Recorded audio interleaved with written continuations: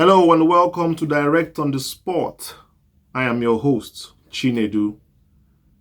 I just woke up today and I was going through the news and I noticed that former governor of Kaduna State, Malam Nasir Elrufai, has been having some kind of gbasgbos with our president and his APC party, today and also yesterday and the day before has been going on for a long time.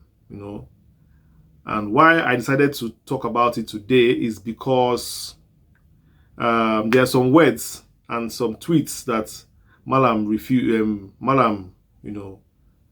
released that I read. And when I read them, I was it was very lengthy, and also there's some words he spoke. I really like the way he spoke like an elder statesman, and also intelligent, and also I also had to compare it with the remarks he has been making over some weeks now. If you observe, you see that they have been trying to make an alliance. The North is coming together, moving up to the 2027 election. The North is trying to come together, and if you observe, you will see that they've been having meetings upon meetings, consultations on consultations leading up to where we are today. And there's also been back and forths between members of the APC targeted at Malam himself, and Malam also is not shy to fire back at some people on the ruling party. But before we go on, I would like to read out a timeline of the back and forth as Malam has been having with his party. Probably during the course of this reading, you could trace where their current issue is now, and you could also figure out where things went wrong in the past. But this is just a timeline of Malam's relationship with the APC for some time. In the relationship between Malam Nasir Elrufai of Kaduna State, former governor, and President Bola Tinubu has experienced notable fluctuations over the years. Here is a concise timeline highlighting key events. Listen carefully. Listen very carefully. For those who are watching for the first time, like, subscribe, and share, and watch this video to the end. Watch to the end so that you get everything that we are discussing here. 2019 advisory on godfatherism. In 2019, Elrufai, during an event in Lagos, spoke on strategies to diminish the influence of political godfathers. This was perceived by many as a critique directed at Tinubu, who was often referred to as the godfather of Lagos due to his significant political influence in the state. This is according to Daily Post NG. In 2022, support during presidential campaign. Despite past differences, Elrufai played a supportive role in Tinubu's 2022 presidential campaign. He actively participated in campaign activities, signaling a period of collaboration between the two leaders.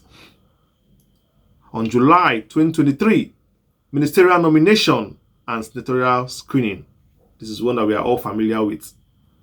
This is the one that we are all familiar with because this one happened very, very recently. But before I go on, I want to go back to the first one where he talked about advisory on godfatherism, where Elrufai spoke at an event on 2019 during an event in Lagos where he spoke about how to diminish godfatherism.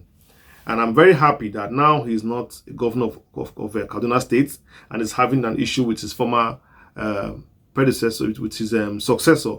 I'm sure that he is not bothered because he knows that he is not a godfather anyway. And after all, he has done his own part and he has gone. I know it might be painful that his successor is not, seeing eye to eye with him, but that's politics. Hey, but I am sure with kind of stand Elrufai has about godfatherism, he should not feel any bitter at all in the stand that Uba Sani is taking. And also 2022 about his support during presidential campaign, which you can see Elrufai supported Tinubu's campaign. We all saw it on TV. We saw it everywhere. He stood firm when there was kind of trying to blow hot and cold about whether Tinubu should be the flag bearer of APC or not. Elrufai were among those people who stood firmly. It was so clear on TV, so clear on his statements, so clear on his media. So that's exactly what I'm saying. So let's go on. In July 2023, ministerial nomination and Senate screening.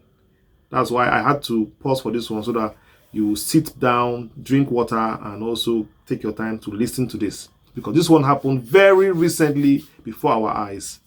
President Tinubu nominated Elrufai for a ministerial position in July 2023. However, the Senate withheld his confirmation, citing security concerns. And this one played on national TV. But till today, we've not seen these security concerns. I'm not among those people who like to do things without evidence. I like it when something is done and it shows the people, look at what we are afraid of. Because the same Elrufai was a former governor. The same Elrufai was a friend of Tinubu in the past. Was a minister of the FCT. And in Nigeria, we have seen controversial people take government top positions. So what is it about this security screening that was used to phase him out? Could we have a copy of the report? Perhaps we could have a copy of the report. We would like to have a copy of the report so that we could also know. Perhaps if he don't show us, maybe he could show him so he could know why he was booted out in such a manner after he has supported the government in power. Be that as it may, Nigeria comes first. So if someone helped anybody in anything campaign, if Nigeria feels someone is a threat to the country, I think loyalty to country is very important. We should take reports from our security agencies, very important. And I am aware also and acknowledge that it's not every report that can be made public. So to be fair to the DSS, to be fair to the SS and also to the EFCC and co, I know that there are some documents that can never be released to public. They are classified and they are covert files that cannot be shown. So perhaps there is something that they are keeping away from the public, and also Elrufai might know about such claims. Maybe not. It's politics. Maybe it's politics. Maybe it's real. But this is Nigeria, And if they want to have something, they can always give it to you. As far as I'm concerned, but there might be something deeper than we know. So let us go on. On October 2024, political aspirations and critique. In October 2024, Elrufai announced his intention to re-enter politics in the 2027 general elections, emphasizing that there is no retirement in politics. Around that same time, he publicly criticized the ruling APC and the quality of his leadership, describing the state of governance and opposition in Nigeria as a national emergency. Wow. On January 2025, clarification on cabinet position. By January 2025, Elrufai clarified that he had never sought a position in President Tinubu's cabinet, expressing frustration over assumptions about his political ambition. He reiterated that he had communicated his lack of interest in any governmental role long before Tinubu's election. That was according to punchng.com. The timeline underscores the evolving dynamics between Elrufai and Tinubu, marked by periods of both collaboration and contention. This brief timeline, you can all see for yourself that there has been a back and forth. There has been definitely a relationship, no love lost between them. Kind of suspicion, kind of, strong, firm, holding forth in their own zone, being a god in their own zone. Because right now, I think that Buhari has passed the torch to Elrufai. Whether formally or informally, it's obvious that the North are likely panning towards Elrufai and other northern candidates. But I think Elrufai, if you ask me, according to percentage, has about 30 to 35% of the support of the North. And you can imagine how many northern politicians will drag for the remaining 70%. or 65%. So I believe that if there is an open election about who leads the North today, Elrufai may actually peep it. So it's very important because this is going to play a very big role in the next election. And that is why it's a very important news. So, but in recent times, former Kaduna State Governor Nasir Elrufai has been vocal about his perspectives on Nigeria's politics landscape, leading to notable discussions and reactions. Here is a summary of his recent speeches and statements. Listen. In early February 2025, this month, early February 2025, during a national conference in Abuja titled Strengthening Democracy in Nigeria, Elrufai expressed concerns about the APC's current trajectory. He lamented the party's departure from its foundational principles and highlighted a lack of internal democracy, stating, "I no longer recognize the APC. No party organ has met in 2 years. No caucus, no neck meeting. Nothing." He attributed the emergence of poor leadership to unqualified delegates and emphasized the urgency of addressing these issues. Allegations of ethnically biased appointments. In a speech that garnered significant attention, Elrufai criticized the federal government's appointment patterns, alleging a bias towards individuals from specific ethnic groups. He described the administration as practicing ethnocracy by favoring certain ethnicities in federal positions. This assertion sparked widespread debates and discussions about inclusivity in governance. Please, I would like to say something about this. Please, as much as I would love to see a country where different tribes are represented in government, my personal opinion, and I want to state it here equivocally, merit should not be thrown into the dustbin, first of all. But there's a reason why America has what they call DEI, a department that is called DEI.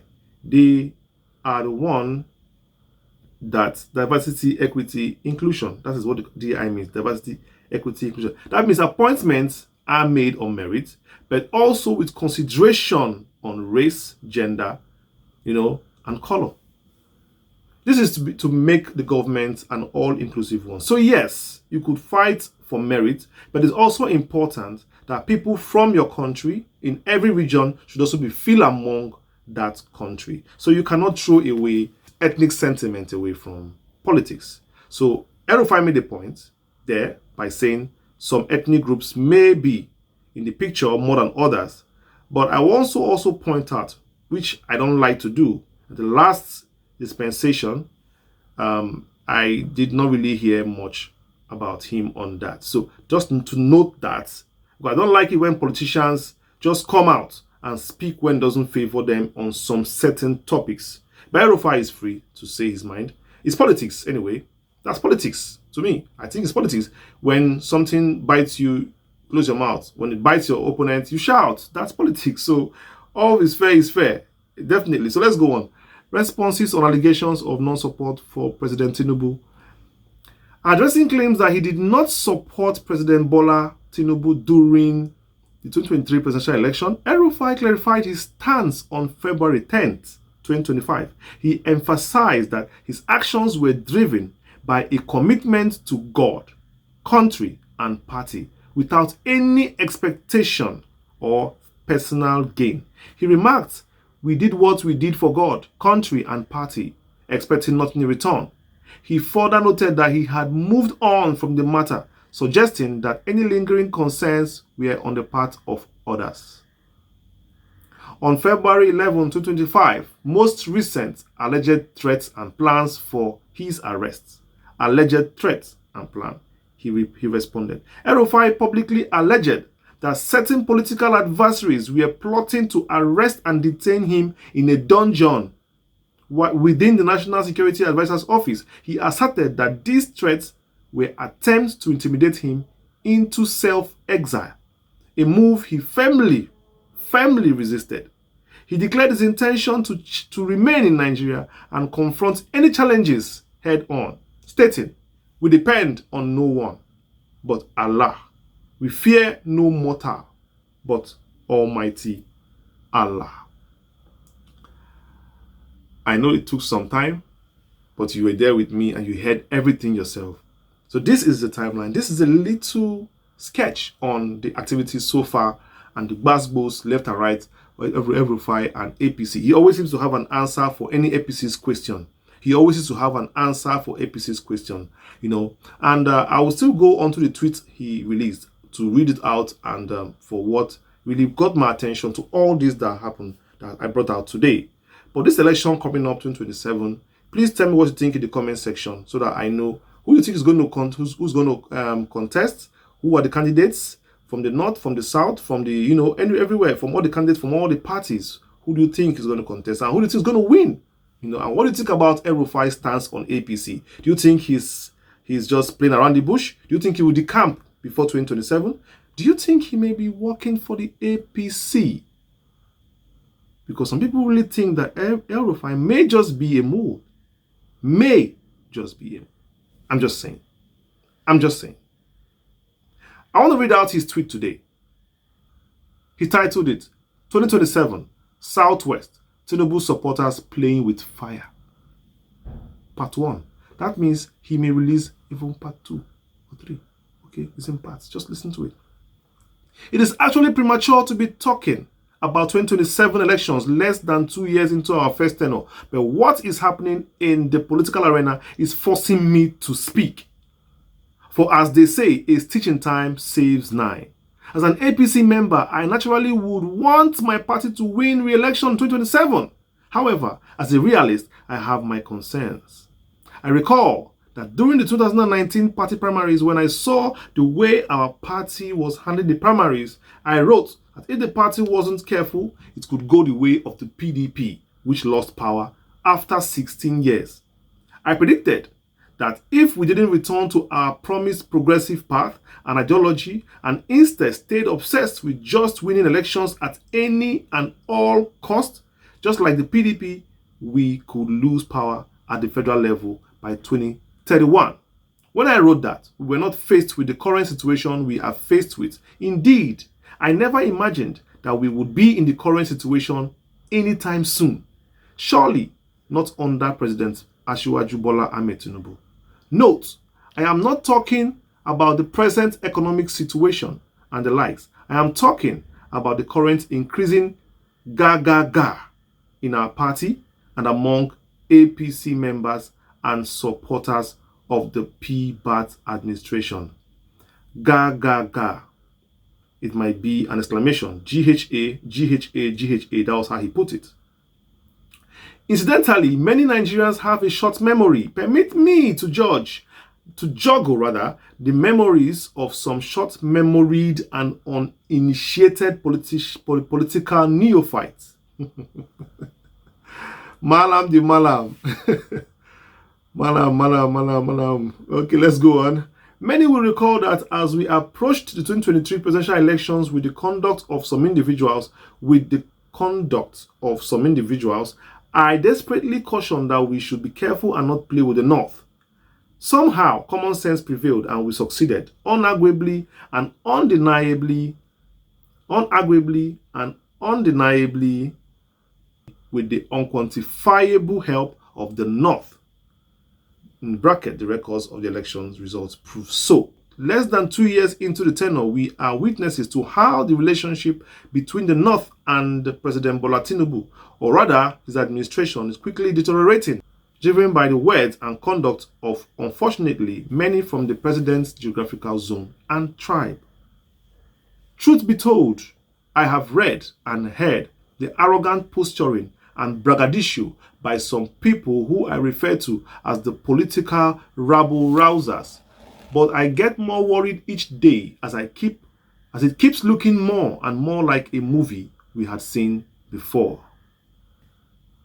May I remind some persons that more than the performance of lack thereof of the President Goodluck Jonathan administration, it was his attitude and that of people around him towards the North that ultimately brought him down, and by extension the PDP, that had boasted that it would rule Nigeria for 60 years.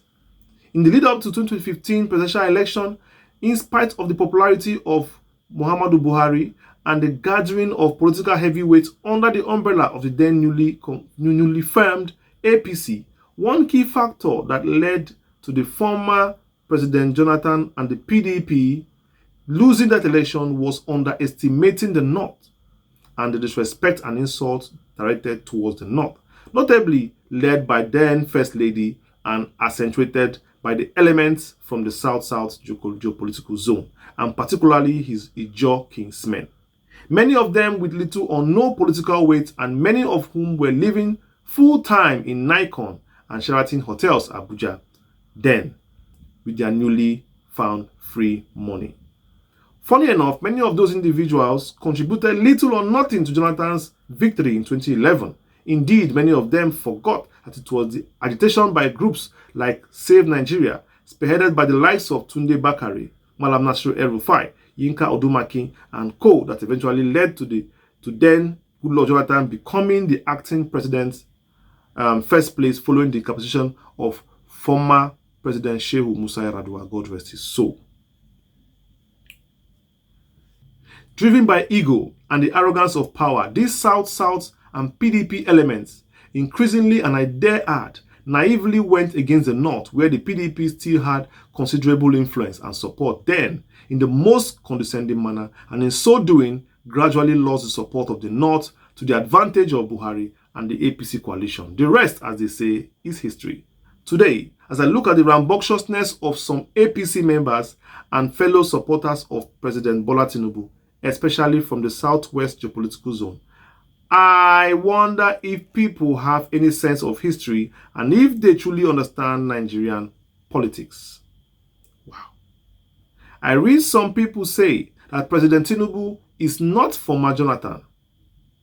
He is Jagaban. Jagaban is a political juggernaut and master strategist. All that I totally agree with. No question whatsoever. However, politics is not a one-man champion show.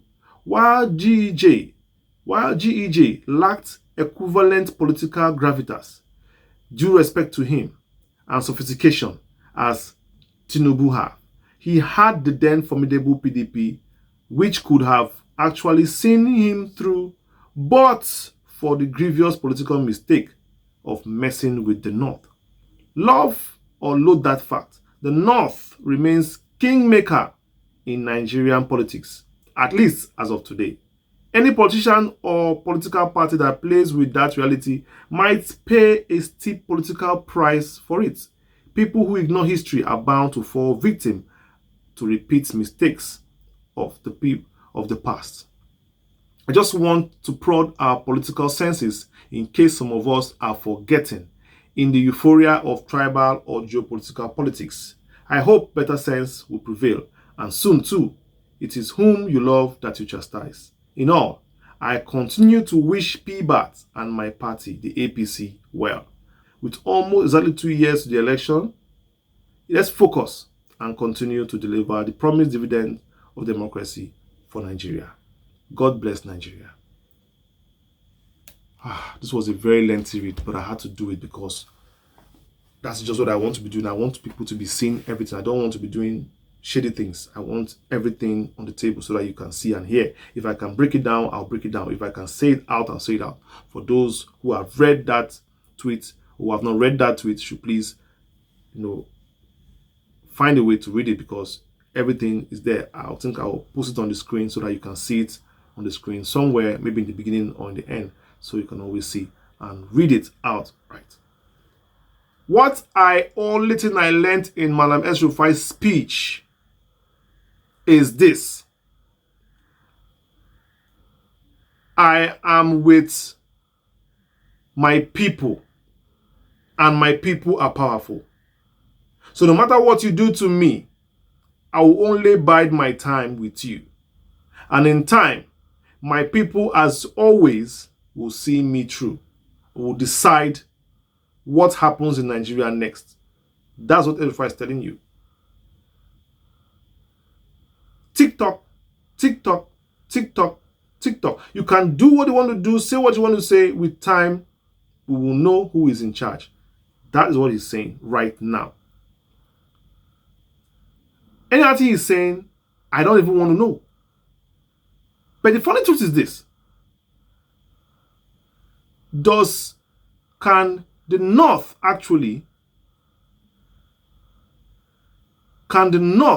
decide an election in Nigeria? Yes, the North is a very big player in the election in Nigeria. The North has the highest population. In fact, Kaduna and Kano State alone can do some kind things. If we have like 5 candidates who are very well balanced and strong, 2 states in the North or 3 can swing the election. So he's not wrong when he says that the North is the kingmaker of Nigeria. I'm not from the North.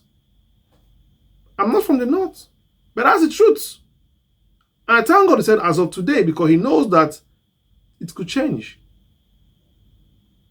And that is why some people in the North are angry about Boko Haram, because they felt Boko Haram was started to decimate the North. You can argue it to a point. But what I'm saying, let's calm down a little bit. Election is still far. I'm still talking about 2 years. So why don't we start now fixing Nigeria? We have 2 years to go. Is it every time election? Let's talk about democracy dividends. The people, hunger, food, clothes, water, fuel. These things are more important. Election costs us a lot of money. That money we can use to build schools, build hospitals. Use that to do election. So I want to Elrufai them to calm down for now. Close your Twitter, close your book, start going around like Peter Obi is going around, like, Seyi Tinubu is going around, like Remi Tinubu is going around. How many people are going around doing a lot of charity? Let's start supporting people. Let's start going around. Let's leave these talks. It's distraction. I don't like distraction. Anything you see me on my video, if I say distraction, I will call it out. This one now, Elrufai, is a distraction. Because the last time I checked, election is not this year, it's not next year. So we'll find out when election day comes. Because you can't underestimate Tinubu, just like you know. Forget about North's number. Tinubu is APC. APC ruling party. Buhari is APC. APC has states in the North. They have governors. So they have structure. So what are you talking about? I know that the North has pattern of voting. They can vote any party anytime they like. But it doesn't matter. Tinubu is commander-in-chief. He has lots of power. So I don't want to go too much in this video. I don't want to say much. That's why I came out here to talk about this. To tell you what I saw. Hopefully, God will keep us strong. We'll see the end of these 4 years. And next 4 years, we don't know. Nobody knows what will happen. But hopefully, we'll keep moving day by day. Please, wherever you are, stay safe, stay strong. Find something to eat, to drink, put on your table. Please, it's not easy, I know. But try and take care of yourself. Look after yourself. Leave all these politicians alone. For now, at least. Let's talk about how we can take care of ourselves every day. So to all those watching, please like and subscribe. Click on the description button. Drop a comment in the section. Tell me what you think about the statement that Elrufai made. I want to know what you think about Elrufai's statement. I want to know what you think about Elrufai's statement. And hopefully, next video we could continue.